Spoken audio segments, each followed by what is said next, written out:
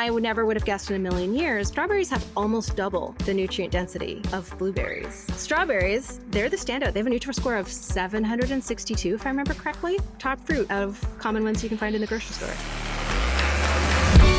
So what are some of the myths you used to believe, but have changed your views on? I think the quintessential example is my views on vegetable oils. So this is both how we read the science, but also how the science has really changed the landscape of what even like medical professionals think about vegetable oils. So we used to look at vegetable oils as being high omega-6 polyunsaturated fats. And we used to say, okay, well, we don't want too many omega-6s because those contribute to inflammatory pathways. We want to balance those with omega-3s, which is what we get from seafood because those contribute to anti-inflammatory pathways. And we understand that in the cell, what makes the difference between an inflammatory pathway and an anti-inflammatory pathway is whether or not there's omega-6s or omega-3s there to get turned into the molecules that are responsible for all of the signaling. And so we used to think, okay, if you're eating a ton of vegetable oils, those are high in linoleic acid, the simplest omega-6. So they must be inflammatory. We see this in animals. We see this in cell culture studies. And over the last 5-ish years, we've had more and more human studies that show, well, in humans, that's not actually happening. Actually, we're seeing that higher vegetable oil consumption lowers cardiovascular disease risk, that it has a sort of neutral effect on inflammation. And we don't really understand why. We can just see this like really now, after so many studies, large body of scientific evidence showing vegetable oils are overall beneficial. And that means there must be some kind of regulation of these inflammatory and anti-inflammatory pathways that are not just which fat happens to be in the cell membrane, which is fascinating. But I think that, me changing my stance on that was requiring me to be open to these new studies that challenged a really deeply held belief that was also based in a huge wealth of scientific studies. So I think that is like my best example of some way that I've really shifted gears. Talk about best example. That may be given. I'm going to commend you for changing your view. And I'm not going to say I agree or disagree, but I think it's a huge deal that you actually, one, changed your view, because very few people in this space do. And I think it's even a bigger deal given how you're known in some circles as the paleo mom. Like, this is how you built your personal brand. And within the paleo community, I would say there's probably consensus that, seed oils are evil and you should avoid them at all costs. And again, I'm not agreeing or disagreeing with your view or their view. I think it's very nuanced, but I think that's incredible that you actually changed your view. And that is a hot topic. That is a big one. I mean, I think you're right that in sort of the wellness community at large, it's more common for people to double down on their views than it is to shift. But I think that one of the things that makes me different in this space is that I have a background in medical research, that I used to be in the lab doing these experiments, trying to expand human knowledge. And if I am not a person who can follow the science and change my views when the science challenges them and forces me to say, oh no, like, look, all of these old studies in mice don't actually apply. The studies in humans are showing something different. Fascinating. If I can't follow that, then what's my value as a science communicator in the space? 100% agree. I wish more people were like you in that regard. So do I. So on the subject of linoleic acid specifically, so are you okay with linoleic acid across the board? Because some will criticize in our space, peanuts and other foods high in linoleic acid. So can we just talk about linoleic specifically? Yeah. So the studies that look at linoleic acid and its role in the most studied is like its role in cardiovascular disease, because that's what we were the most concerned about. Now that we've been able to separate out the effects of linoleic acid versus trans fats, because we're phasing out trans fats, they're now in different products. Scientific studies measure this in two ways. So one, they do like diet recalls where they look at how much linoleic acid rich foods somebody is eating. But the more accurate measurement is tissue levels of linoleic acid. And this has also been done in very, very large studies and show that overall, the higher your linoleic acid consumption, up to about 10% of calories, which is a lot, risk of cardiovascular disease continues to decrease.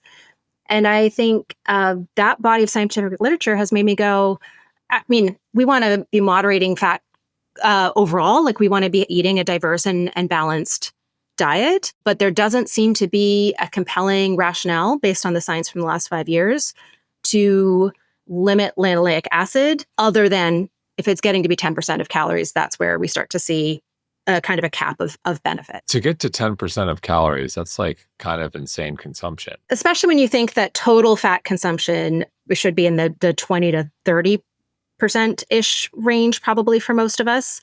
So if half of your fat was linoleic acid, that would be that would be a lot. You'd be missing out on the benefits of monounsaturated fats like oleic acid or omega-3 fats in that case. And on the subject of fats, and this one I made the mistake myself, I'll just share with the audience. I was trying to get more fat in my diet, and I tend to try to avoid seed oils. I go out to eat, they're going to happen because most restaurants use seed oils. So like I'll try to avoid it at home, but I go out to eat, I'm having seed oils. So I can live with that. But anyway, I was trying to get more fat in my diet, and I was doing a little bit of an experiment, and I started consuming a lot more coconut milk. And I, for some reason, did not make the connection that coconut milk is essentially the same as coconut oil if you look at the amount of saturated fat. And coconut oil always had like a watch out in my brain in terms of like overconsumption, bad for your lipid profile. And I believe it's a C16 fatty acid, which overconsumption. So I'm like doing my experiment, tried to get a little bit more fat in my diet, and I do regular extensive blood work, and my lipid panel went like bananas, like in a way. Yeah. Right. And I'm like, oh wait, I should have realized this. And like where I'm going, it's like the conversation around oil specifically. And this is on both sides of the paleo and the vegan community. Like you got to be careful. And that's like my watch out to people. And with regards, bringing it back to CVD, cardiovascular disease is still the number one killer in America. Yeah. And I think what's interesting about coconut oil is that the science is at lower levels of consumption, right? So in the 5 to 10% of calories range, it seems to be overall beneficial. It doesn't seem to have as big of an effect on lipid profiles as other sources of saturated fat like butter. But once you get above that 10% calories from saturated fat, it doesn't seem to matter if the saturated fat's coming from plants or animal foods. Above 10%, we start to see that increased risk of cardiovascular disease. There you go. It doesn't matter if it's coming from plants or animals. And this is where the nuance lies, and also personalized medicine. I'm also, what I've learned in this process is like I'm a hyper absorber of sat fat. So like I'm actually better off eating a lean cut of meat, which is 100% animal food, versus a vegetarian dish soaked in coconut oil or whatever it may be. And so there lies the nuance at which most people don't get, but you do. So building off of that, the bigger question, your background is in cardiovascular health. So, I know it's hard to generalize, but like what are like your macro views on how one should eat for their cardiovascular health? I really like to focus on foods we can add rather than foods that we can take away, because my view on how our foods impact our health is very much through the lens of, are the foods we're eating actually supplying our body with the nutritional resources that our body needs to be healthy? And there's a couple of dozen nutrients that the cardiovascular system requires in order to just function normally. So if you're short on any one, or worse, a handful of those, it puts strain on the cardiovascular system, which can over time interact with lifestyle factors like high stress or not enough sleep or inactivity, interact with genetics, interact with environmental factors to increase our risk of heart attack, stroke, deep vein thrombosis, pulmonary embolism, whatever it is. So the foods that help to provide the nutrients that our cardiovascular system needs, that have the biggest impact on cardiovascular disease incidence and mortality risk, are eating a lot of vegetables. Studies kind of show 3 to 5 servings per day of vegetables maximally reduces risk of cardiovascular disease. Nuts and seeds, 1 serving per day. Nuts, seeds, and peanuts, 1 ounce per day, has some of the biggest reductions in cardiovascular disease risk of any food. Legumes, which are sometimes weirdly in studies lumped up with nuts and seeds, so sometimes they look at them together. But pulse type legumes like lentils and chickpeas have, again, some of the biggest reductions in cardiovascular disease incidence and mortality. And seafood, fish and shellfish, because of those long chain omega-3s and how important they are for membrane fluidity, which is really important for the elasticity of our vasculature. So you mentioned legumes, you mentioned nuts and seeds, and another hot topic or hot button area is anti-nutrients, specifically foods high in phytic acid or oxalates. And a lot of those foods in those 3 categories are considered among some to be, well, anti-nutrients, either high in phytic acid or oxalates. What's your view on those? I think anti-nutrients are often portrayed as as something that can leach nutrients from our bodies, which is not what they actually are. They are like phytates and oxalates, right? They are salts with a mineral. So calcium oxalate, right, being the zinc phytate, they are complexed with a mineral, and they reduce absorption of that mineral, but they can't actually sap the minerals from our body or even stop the absorption of other minerals in that food or other minerals that we eat in the same meal. So we really only worry about phytates and oxalates when, so for example, vegetarians and vegans do need a little bit more dietary zinc because most of the zinc in a vegetarian or vegan diet is in a phytate complex. But most of the time, we can rely on our amazing gut bacteria to metabolize those for us. We have bacteria that their preferred food is phytates or their preferred food is oxalates. And they can actually, a healthy gut microbiome can actually process most of the phytates and oxalates in the average human diet, which is why, again and again, those high phytate, high oxalate foods show up as protective, lowering risk of cardiovascular disease, type 2 diabetes, cancer, chronic kidney disease. Like, we wouldn't see those benefits in the medical literature if the anti-nutrients were as a big a deal as some people say. So they're not leaching, they're not stealing the minerals from your body. Essentially, you're just going to absorb somewhat, something has 10, slightly less. If it has 10 milligrams, I'm making this up, maybe absorb 7. Yes, exactly. Yeah. So on the subject of deficiencies, what do you think most people are walking around with and unaware of? So that's a really good question. The studies that have looked at true deficiency. So let's take a vocab moment to talk about the difference between deficiency and insufficiency. So deficiency means that our intake of those nutrients is so low that it causes a disease of malnutrition, right? So scurvy from vitamin C deficiency, or rickets from vitamin D deficiency. And diseases of malnutrition in Western countries are very rare because we have all of our most affordable food is fortified or enriched, right? So that actually, those programs were put in place to address diseases of malnutrition.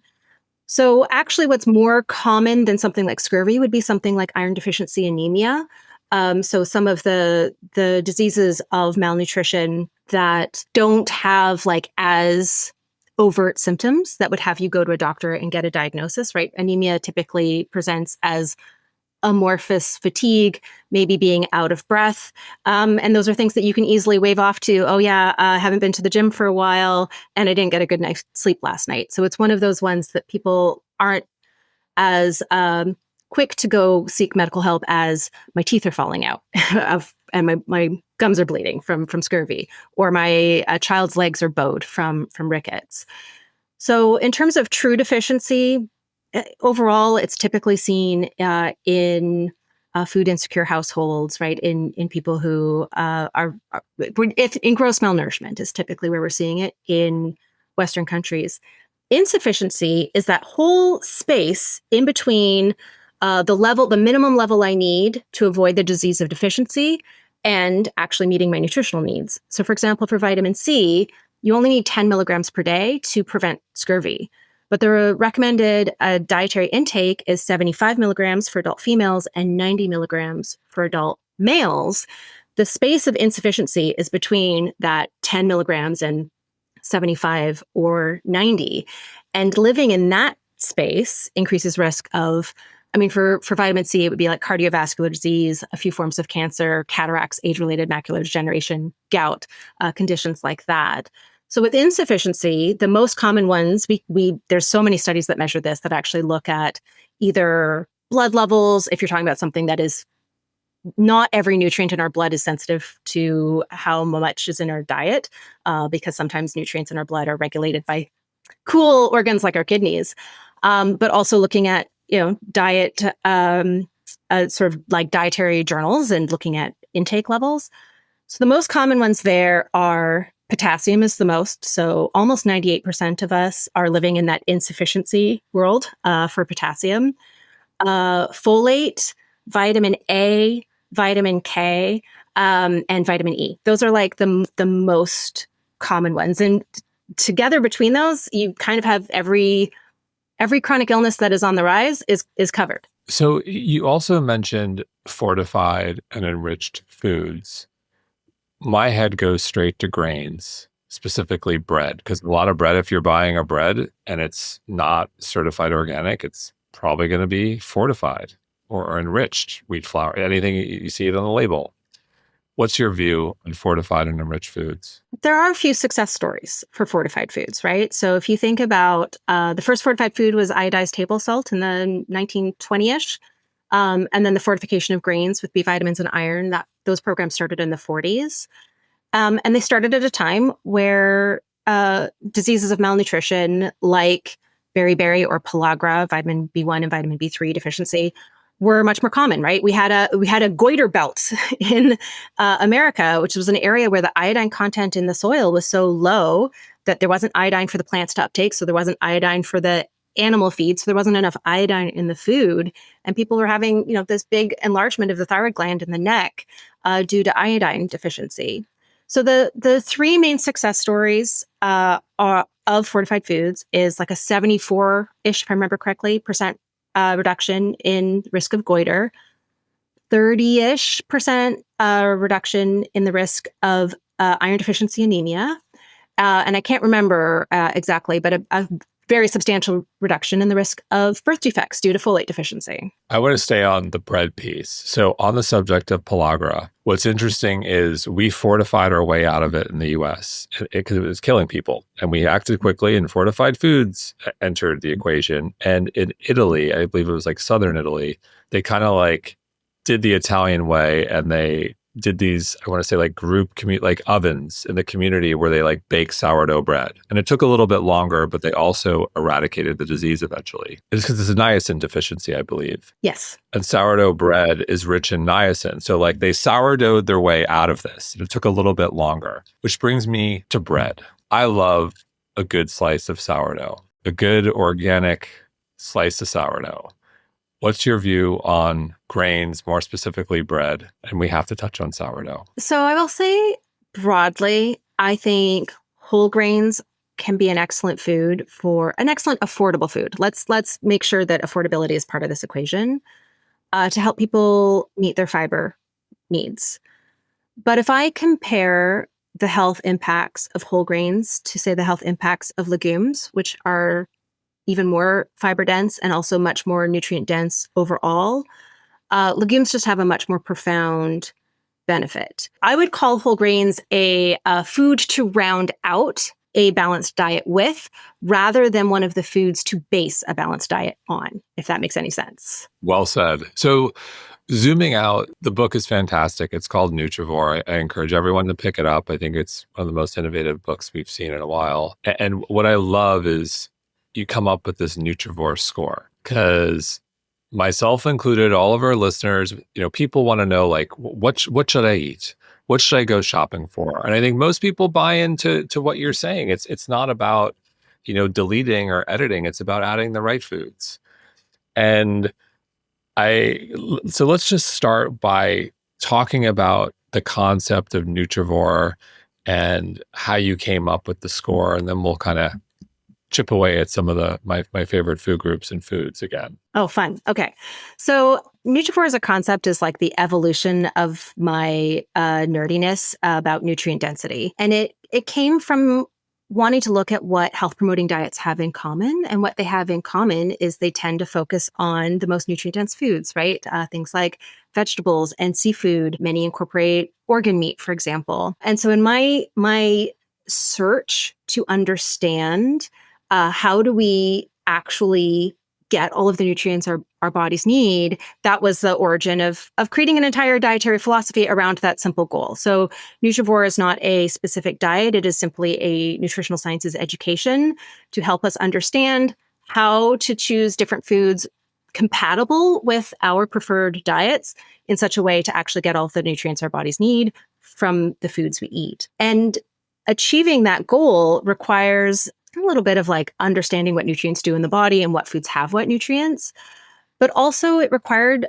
a quantification of nutrient density. And I think in the wellness community for a couple of decades, we've been throwing out this word nutrient dense a lot without having an agreed upon definition or any kind of consistent way to identify nutrient dense foods. So I started when I was first conceptualizing Nutrivore, I started by reading just about every study ever done in the field of nutrient profiling, which is the science of categorizing foods according to the nutrients they contain. And since the early 2000s, nutrient density has been defined by big agencies as a food that contains a lot of nutrients per calorie. And what scientists have done is they've created a couple dozen different nutrient density scores that try to quantify that. But what I ran into as I was trying to my initial intention was to pick a nutrient density score that's already established in the scientific literature and use the work that someone else has done.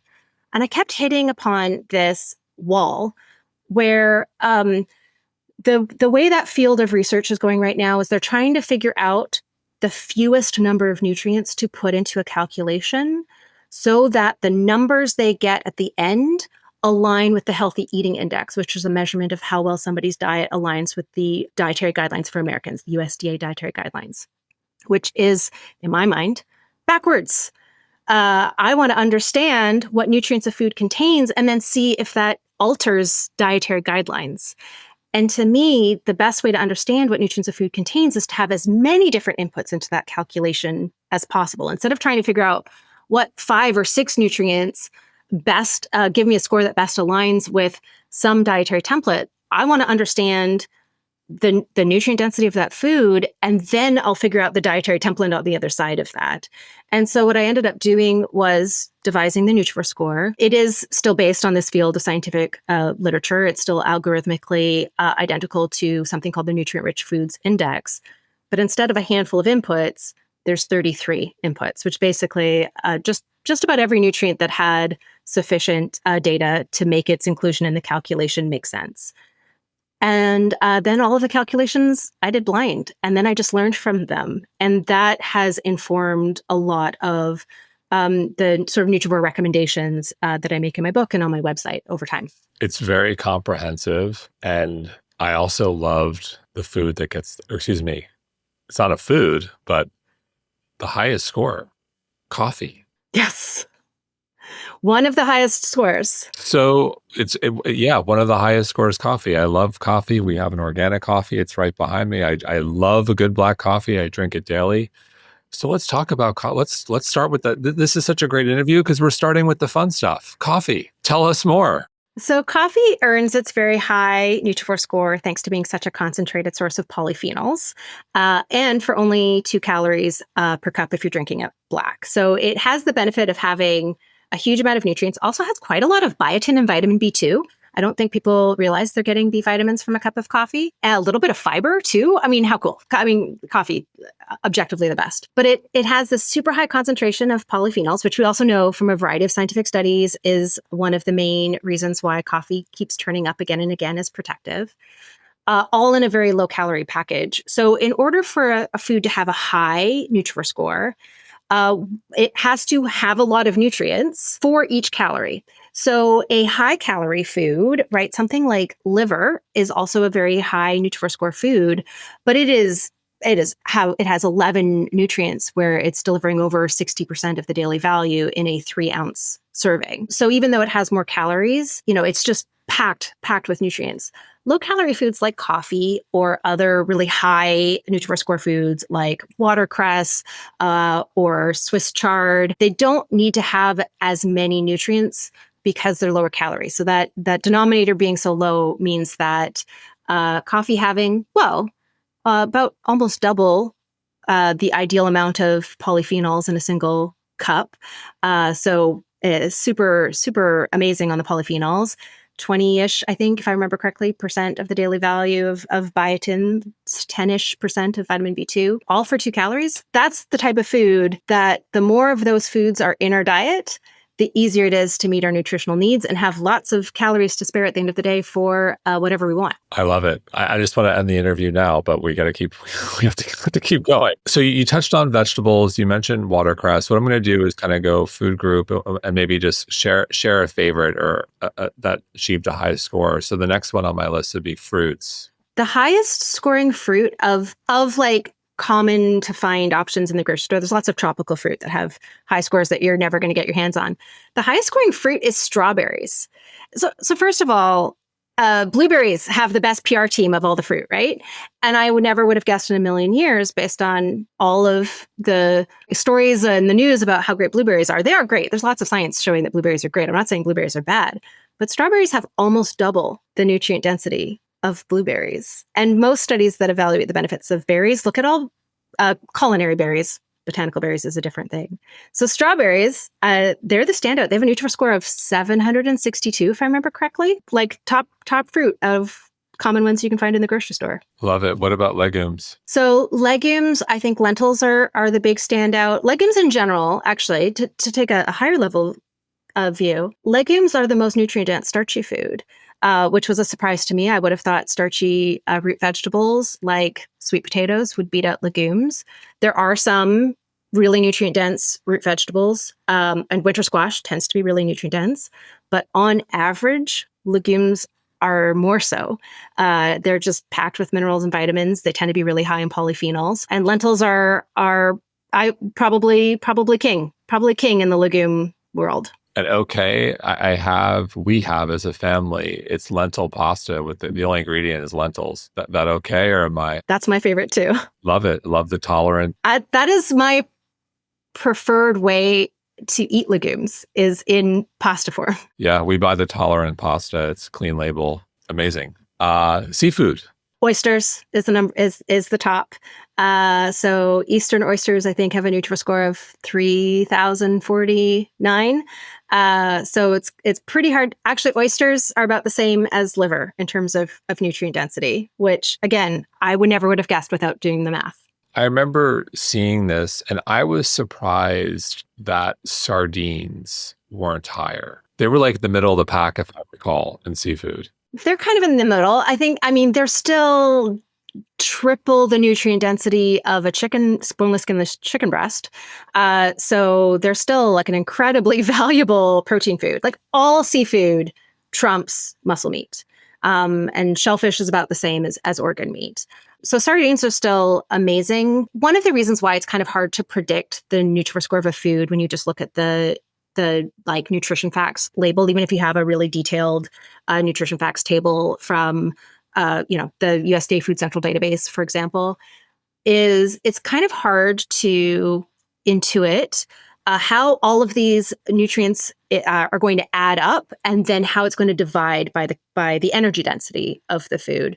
So when you have a higher energy density food, which sardines are because they're higher fat content, that's what kind of brings down the score compared to something like crab or mussels or clams, which have more nutrients, but also a lower energy density. So often in the functional medicine community, you'll hear SMASH, sardines, mackerel, anchovies, salmon, and herring. Does that still hold up for you? It sounds like I'm hearing you really can't go wrong with seafood. Yes, that is, I would say whatever seafood you like, have access to, and can afford is the seafood to eat. What's so great about the SMASH acronym is those are all fatty fish, right? So they're all ones that are really high omega 3s. Docosahexaenoic acid and icosapentaenoic acid are two long chain omega 3s that are so important for neurological health, cardiovascular health, and immune health.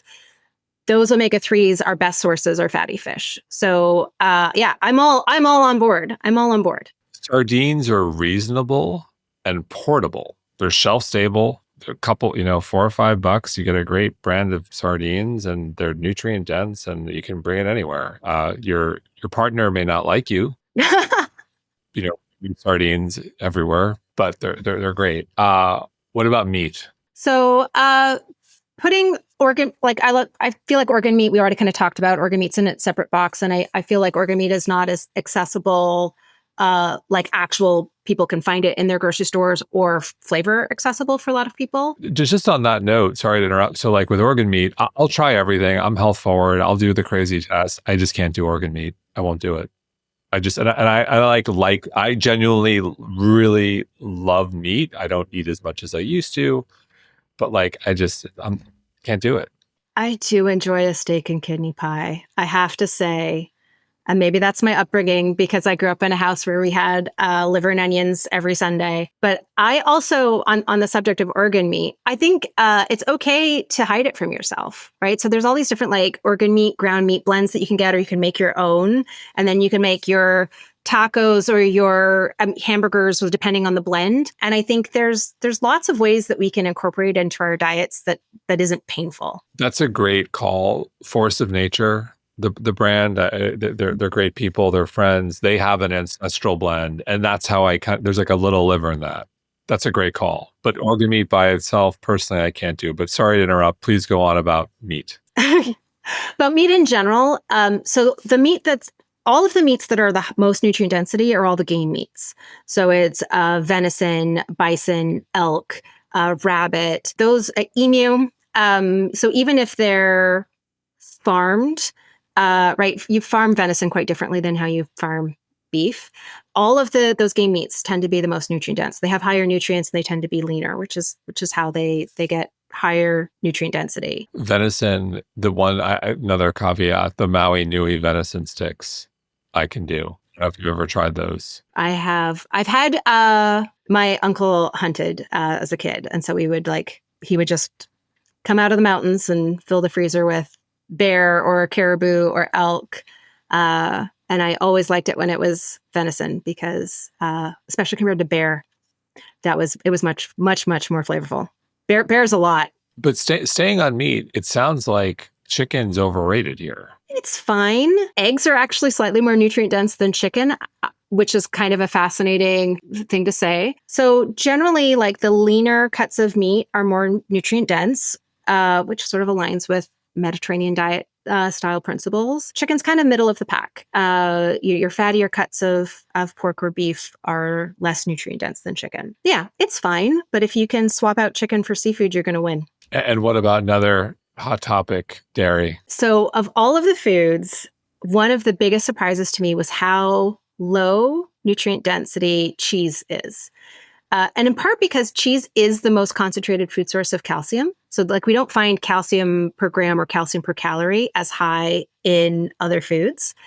And yet most cheeses kind of average out a Nutrivore score of like 140, which is compared to our strawberries were 762. Chicken is going to be in the 250 range. Salmon's going to be in the 700 to 900 range. So to end up at 140, it doesn't mean it doesn't have like a nutritional role to play because of its calcium, but nutritionally overall, pretty underwhelming. What about yogurt? What about milk? Interestingly, the lower fat, so skim milk, yogurt, or milk, has a higher Nutrivore score than a like whole fat version, although the differences aren't huge. And they're definitely scoring higher than cheese. They're in the 200 to 300 range compared to 140, but generally still, I guess, in that same range as like an 80-20 ground beef. Interesting. So on the subject of milk, a lot of people make smoothies, myself included. And you've got options there. You've got your milk, let's call it a grass-fed milk. You've got your almond milk, you've got your oat milk, you've got your cashew milk, you've got your walnut milk, you've got your macadamia. It can go on and on with the alternative milks. Do you have a view? If we're going to make a smoothie and we're going to use a dairy milk or an alternative milk, what do you think? So grass-fed dairy does have a really special fat in it called conjugated linoleic acid, which has lots of health benefits. And you get 4 to 5 times more in the grass-fed version compared to the conventional version for both meat and dairy. And it does have lots of benefits. We do see slightly higher scores in grass-fed meat compared to conventional. Whether or not that's worth the price differential, I feel like is an individual choice. And there are some small cardiovascular benefits to dairy. And certainly when you're talking about children, there are some growth benefits to dairy. In terms of environmental impact, it's hard to beat oat milk. In terms of, nuts and seeds are still very beneficial. So you're still getting a really beneficial milk if you're choosing almond milk or cashew milk. So I feel like I can make a case for any of them. Have at it. It's your choice. Yeah, choose the one, again, that you like, have access to, and can afford, and that makes the best smoothie. Well said. Closing the loop on grains, is there a specific grain that scored well? Yeah, bulgur. Bulgur. Yes. I never would have guessed this in a million years. Bulgur and the pseudograins, like buckwheat and amaranth, are the highest Nutrivore score grains. And why bulgur is so much higher than something like... Well, I mean, it's because you're really eating the whole grain. You're not removing anything, and because the nutrients tend to be concentrated in the germ and the hull, as soon as you start doing any kind of processing of grains, you're removing some nutrients. So I think that's why bulgur is so high. Interesting. So another fun one, perhaps the most fun, sweeteners. Let's talk about sweeteners. What did you find there? So the 2 biggest surprises of sweeteners are maple syrup and molasses. So maple syrup ends up with a Nutrivore score around 100. Remember, cheese is 140. 100 is not that much less, largely thanks to its minerals. Maple syrup is very high in manganese. But molasses is king. 349, I think. I don't know why these numbers stick in my head. Wow, triple. When you're making sugar, you're boiling down the sugar cane or sugar beets to extract the sugar crystals. And what's left over at the end is the molasses, whether it's beet molasses or cane molasses. I don't have very complete nutrition data for beet molasses, but I do for cane molasses. And so you're concentrating the vitamins, you're concentrating the minerals. Regular old cane molasses has more calcium per calorie than cheese and more iron per calorie than steak. I like a lot more. And so one of the best food sources of potassium, the nutrient that almost 98% of us aren't getting enough of. Molasses has iron. I never would have guessed that. Iron. What about honey? A lot of people love honey. So honey is one of the bigger sadness disappointments in the Nutrivore score calculation. I will say, so honey has a Nutrivore score of 20 or 21, but I will say that honey... That's like the lowest we've talked about. Yeah. White sugar has 1. Yeah. It's around the same as brown sugar, or turbinado sugar. But I will say that honey has non-nutritive compounds that are beneficial.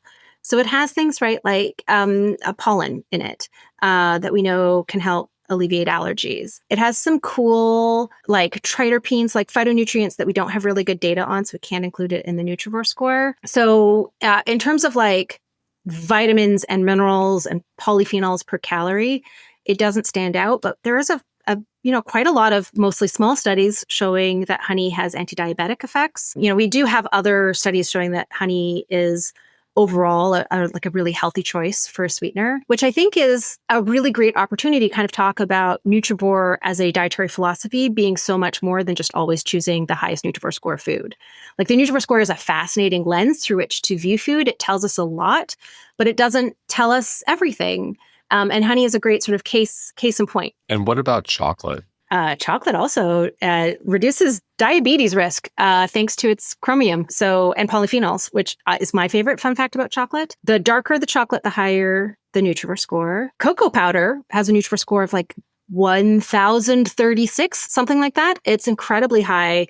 thanks to its polyphenols. It has really high minerals. It's quite very high fiber as well. So the darker the chocolate, the better in terms of nutrient density. But chocolate actually has a lot of valuable nutrition. You made a lot of people happy alongside us coffee lovers. Coffee and chocolate, what a wonderful combo. One where I think we all know the answer to, but I'd be remiss not to ask, alcohol. Yeah, sadly, most like distilled spirits basically have a Nutrivore score of 0 to 1 or 2. You distill out all the nutrients when you concentrate the alcohol. Wine ends up in the 60 to 100 range. It's actually kind of sad. That's not bad. That's like up there with cheese. It's not that far from cheese. I feel like that there's a motto in there somewhere, like a T-shirt. Like it's not that different from cheese. Yeah, but if you compare it to something like orange juice with a Nutrivore score of 300-ish, that's when you start to see that nutritionally it doesn't have as much to offer. Right. So how should people think about like the Nutrivore score? And everyone go buy the book and look at the scores, and it's beyond the scores. It's just a wealth of info. How would you like people to take this information and run with it? What's your vision? So definitely not gamification. Like definitely not trying to figure out like how I can maximize my Nutrivore score for the day, because that I think takes away from enjoyment of food. And I think enjoying the food we're eating is a really important part of sustainable eating habits. Two, the most important dietary patterns overall are high dietary diversity, meaning we're eating a wide variety of different foods, that we're eating mostly whole foods, and that we're eating a higher abundance of plant foods compared to animal foods. And I think that we can get so wrapped up in the number that it can take away from those big overarching themes in terms of long-term eating patterns. So the way I recommend using the Nutrivore score is to look at the components of your meal and where you can swap something out for something that has higher nutrient density. So if you were going to serve your chicken and salad tonight with a dinner roll, your dinner roll is going to have a Nutrivore score around 130, but you could swap that out for a baked potato. Now you've got a Nutrivore score around 270-ish, or you could swap that out for a baked sweet potato. Now you've got a Nutrivore score around 370-ish, or you could swap that out for butternut squash. Now you've got a Nutrivore score in the 700s. So that's where like understanding the nutrient density and thinking of those like simple swaps that can up the nutrient value of that meal, that's where the Nutrivore score is really, really helpful. What are some of the swaps you've incorporated in your personal life that you found to be meaningful? So one of the biggest swaps was swapping out rice noodles, because I have celiac, so wheat pasta is not on the table for me. Swapping out rice noodles for lentil noodles, that is approximately nearly up 8 to 10 times more nutrient dense. It's sort of hard to know how much the processing impacts the nutrients because we don't have complete data of the finished noodle, but we do have complete data of the materials that are going into the noodle. I think that was a big one. And I think the other big thing for me is a daily salad. Like it's not a swap so much as like an addition. So either lunch or dinner, I have a big salad every single day. And that is just packed with like all of the most nutrient dense foods. So I would say those are the two biggest changes in my life, is adding in more lentils in pasta form preferred, and making sure to always have salad every day. And do you have any views on how we should be thinking about macros for our meals? The easiest way to get all of our micronutrients, so all of the vitamins, minerals, phytonutrients, essential amino acids, essential fatty acids, is with balanced macronutrients, which means falling within the accepted macronutrient distribution ranges. So that is 10 to 30% protein, 10 to 35% fat, and 45 to 65% carbs. So falling within those ranges, that's the actual definition of a balanced diet. And part of how those ranges are set is considering how easy it is to get micronutrients with different macronutrient breakdowns. So because I power lift, I eat a little bit higher protein, and then moderate fat, moderate carbohydrates is how I personally choose to eat, because that supports recovery and performance. And that is a very easy way to make sure we're getting all of the vitamins and minerals we need. I'm glad you mentioned protein and lifting, because I think it's coming up on 14, 15 years I've been at this. I think that's the biggest shift we've seen in the space is protein consumption and resistance training has definitely picked up steam among women, more specifically women above 40. Not that it didn't exist before, but I think it is widely acknowledged that it is critical for women to maintain their muscle mass as their age. And I think it's also wonderful where we're embracing culturally women of all sizes. Women can be strong, Yes. can be powerful, and that's amazing. And I think the protein resistance conversation was one that's fairly new but exciting. So I'm glad you mentioned that. I couldn't agree more. What else have you've been in the space for a while. What has you excited right now? Beyond the upcoming release of my new book. Obviously, besides your book, because I'm also going to ask what are you not so excited about as well? Because I've seen. So we'll start with the positive. So one of the things that I'm seeing on my social media is this growing community of people who are resonating with positive messages. So a typical post for me would be, if iceberg lettuce is your favorite lettuce, guess what? It's more nutrient dense than artichoke, celery, or cucumber. It's a very nutrient dense choice. It's not as nutrient dense as other lettuces, but it's still valuable. And don't listen to people telling you it's the nutritional equivalent of cardboard. That's factually incorrect. It's not just crunchy water. It has lots of valuable nutrition. And that type of messaging, it's fairly unusual in the wellness community. There's a lot more fear mongering out there than there is positive messaging. But I would say, like, my most popular content is here's all the reasons you can feel good about this food that you already enjoy and eat regularly.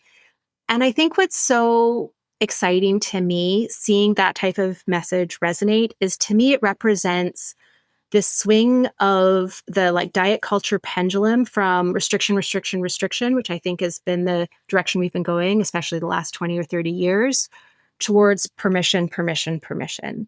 And I frame Nutrivore as a permissive approach rather than a restrictive one. It's very much focused on the things we can add to our diets that improve our health rather than anything to take away. I do that because it's based on the psychology research, looking at long-term eating patterns and what's most sustainable rather than a thing that you do to achieve some kind of short-term goal and then you stop doing it once you've achieved that goal, which is the history of diets. So seeing this group of people so ready for this change, so ready to think positively about food again, instead of always thinking about what I shouldn't be eating, that to me is the most exciting. That shift in mindset and seeing that community grow, that's been my own personal journey over the last few years, and seeing other people on a similar trajectory is it's awesome. Love the positive note. We don't have to do the negative then. We covered a lot today. Is there anything we didn't touch on that you would like to touch on, or any words of wisdom you'd like to leave our audience with before we go? The biggest thing is, as much as we have focused on sort of Nutrivore as a dietary philosophy and the Nutrivore score as a tool for making that easier, one of the things that I've done in my book is to really acknowledge the limits of how much health we can get from diet changes. So studies show that diet plus lifestyle accounts for 40 to 50% of health outcomes. And I think it's a really empowering message, especially coming from the sort of therapeutic diet space, where if that's not enough to have miraculous health changes, we feel like it's our fault. And I think that one of the most important messages that I have to share with Nutrivore is 40 to 50% is huge. That's a very worthwhile percent to put effort into. But it also means that we can make diet and lifestyle choices and use the best of, medicine, of what our doctors can offer us, of supplements.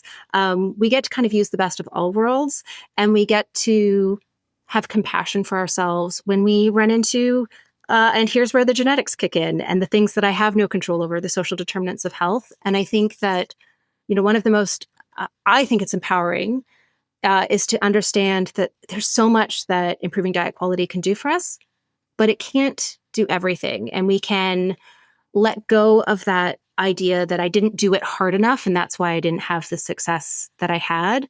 And instead, I think, appreciate how much I got from it. And I think that's that's the next mindset shift I think that we can all as a community start to embrace. Love it. Sarah, thank you so much. Thank you. I want to take a moment to invite you into our Mind Body Green ecosystem, where you can explore the infinite possibilities of health and well-being. All you have to do is click the subscribe button to hear more thought-provoking interviews with leaders in the health space. I am so grateful for all of you who have tuned in over the years, and let me tell you, it's only going to get better.